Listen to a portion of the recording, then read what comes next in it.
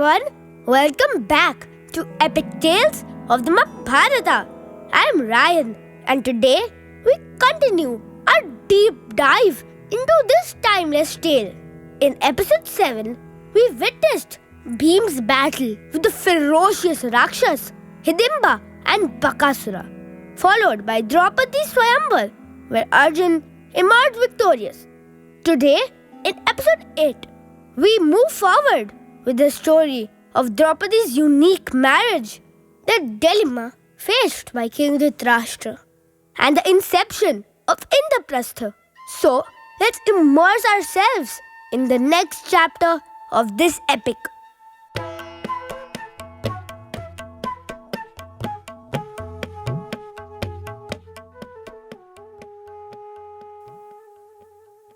The newlywed Arjun returned to his mother Kunti along with the new bride Draupadi. However, an interesting and awkward situation arose when the Pandavas returned home. In a moment of unawareness, Kunti, busy with her duties, unknowingly told her sons to share equally what they had brought home, without realizing that Draupadi was the subject of this statement. This innocent remark from Kunti led to a surprising turn of events. In keeping with their mother's word and following the ideals of Dharma, the 5 Pandavas agreed to share Draupadi as their common wife.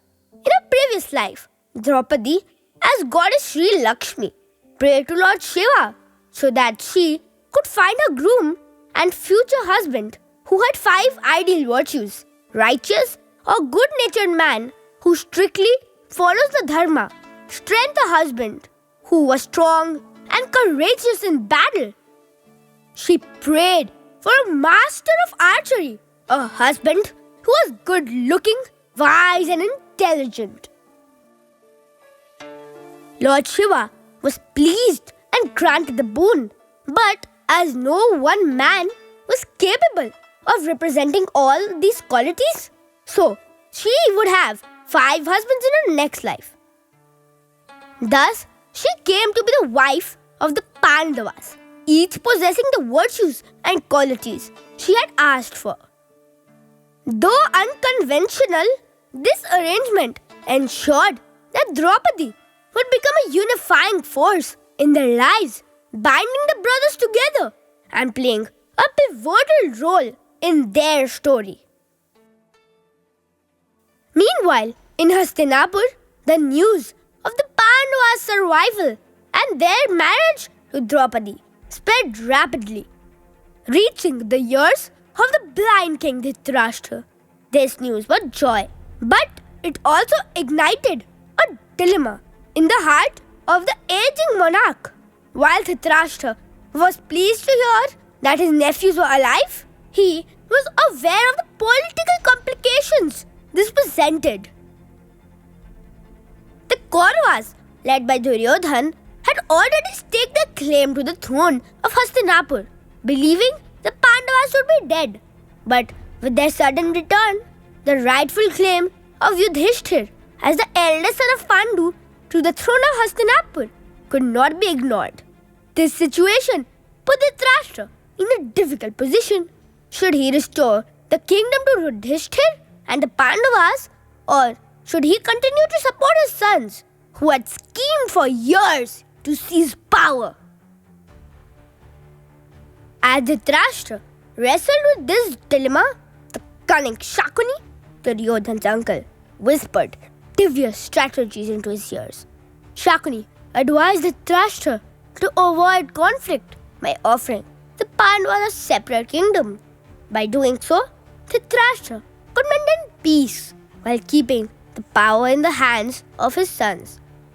Dhritarashtra, eager to avoid a civil war but unwilling to completely relinquish power to the Pandavas, found this suggestion appealing. Thus, the decision was made. Pandavas were offered Khandava, a forest in the outskirts of the Kuru kingdom, a desolate region that seemed uninhabitable. Dhritarashtra hoped that this land would keep the Pandavas content. while the Kauravas continued to rule Hastinapur. The Pandavas reached the forest and realized it was barren and needed reviving. One day, Arjuna and Krishna were walking near the forest when they met Agni, disguised as a Brahmin. Agni was in distress and sought help to regain his strength. For years, he had been weakened due to sage offerings. So Lord Brahma had advised that the herbs in the Khandava forest could restore his strength. However, Indra, the god of rain, tried stopping him because his friend Takshaka, a serpent, lived there. Agni requested Arjuna and Krishna help him burn down the forest to sate his hunger. In return, he gifted Arjuna a gem-studded Gandhava, an unbreakable bow with a quiver of infinite arrows, and offered Krishna Sudarshan Chakra, the divine discus. As Agni set the forest ablaze, Indra sent heavy rains to protect Takshaka. But Arjuna's arrows and Krishna's discus blocked the storms. After a fierce battle, Indra finally gave up, allowing Agni to burn the forest. Pandavas renamed the city of Indraprastha to Indraprastha to honor Lord Indra. As the fire consumed the forest, Takshaka, who was away, escaped the destruction. However, his family, including his son Ashwasena, was trapped in the inferno. Ashwasena escaped with Indra's help, but Takshaka lost his home and family in the devastating fire. This event made Takshaka harbor a deep resentment towards Arjuna, as Arjuna's actions led to the destruction of the forest and the loss of his family. Takshaka's enmity would later resurface when he played a pivotal role in the death of Arjuna's grandson, Parikshit, setting off a different cycle of vengeance in the epic. Mayasura was a demon architect who was grateful because Arjuna had saved him from the forest fire.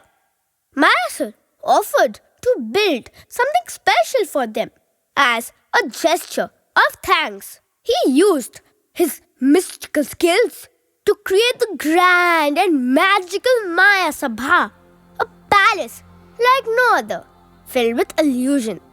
The palace had floors that looked like water and ponds that appeared solid. This enchanting palace amazed everyone who visited, including the Kauravas. Mayasura's craftsmanship played a significant role in the unfolding events of the Mahabharata, showing how even gratitude and art can have unexpected consequences. Indraprastha thrived under the leadership of Yudhishthir, who ruled with wisdom and fairness. Guided by Dharma at every step, the city soon became prosperous, attracting people from far and wide who sought refuge under the just rule of the Pandavas. The Kauravas, especially Duryodhan, could not bear to see his cousins rise in stature and influence. The prosperity of Indraprastha was a constant reminder of his insecurities and his desire for more power. He began to harbor darker thoughts, plotting ways to bring the downfall of the Pandavas once again.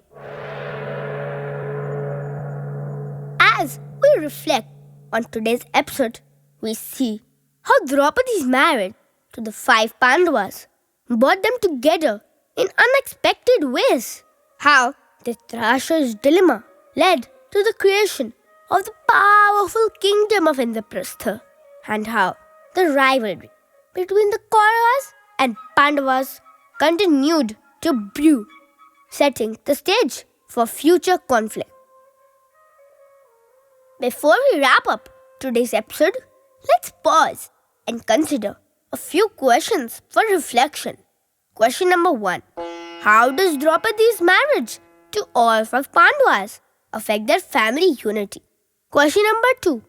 Was Dhritarashtra justified in giving the Pandavas a separate kingdom? And question number 3. How does the creation of Indraprastha show the Pandavas' strength and resourcefulness? Thank you for joining me on another fascinating journey through the Mahabharata. If you enjoyed today's episode, don't forget to subscribe and share it with others who love the epic as much as I do. Stay tuned for the next episode. Until then, stay curious and keep exploring the epic tales of our past. Namaste.